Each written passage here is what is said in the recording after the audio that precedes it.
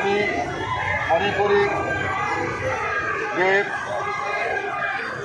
OIC যদি একটা ব্যবস্থা নিত তাহলে কিন্তু আজকে ইহুদিরা ইসরায়েলিরা এতটা সাহস পেত না, এবং জাতিসংঘ যদি তার প্রকৃত ভূমিকা রাখতে পারত তাহলেও কিন্তু এই বর্বরতা এটি কিন্তু চলতে পারত না।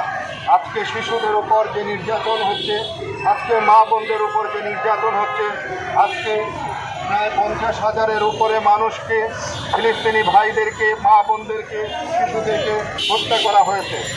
1 লক্ষের উপরে মানুষকে আহত করা হয়েছে। সেই আহত এবং নিহত পরিবারের যে করুণ অবস্থা, সেটা আমরা দেখে আমরা সহ্য করতে পারিনি।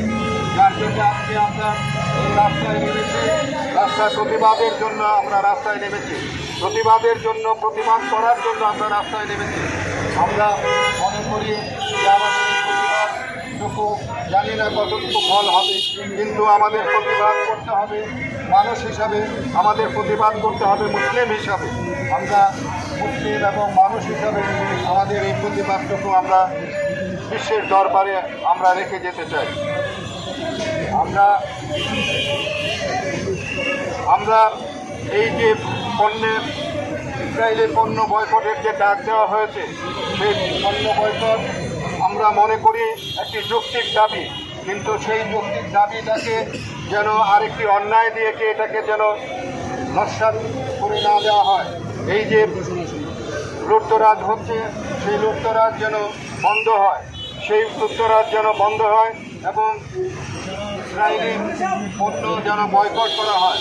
কিন্তু ইসরায়েলি পণ্যের দোহাই দিয়ে যারা লুটতরাজ করছে সেটাকেও কিন্তু আমরা কিন্তু কাম্য মনে করছি না, সেটাকে আমরা কিন্তু সাপোর্ট করতে পারছি না।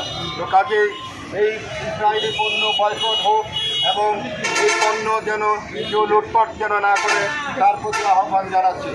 আমরা শান্তিপূর্ণভাবে আমরা এই প্রতিবাদ করতে চাই, আমরা শান্তিপূর্ণভাবে আমরা সকল কিছু মীমাংসা করতে চাই।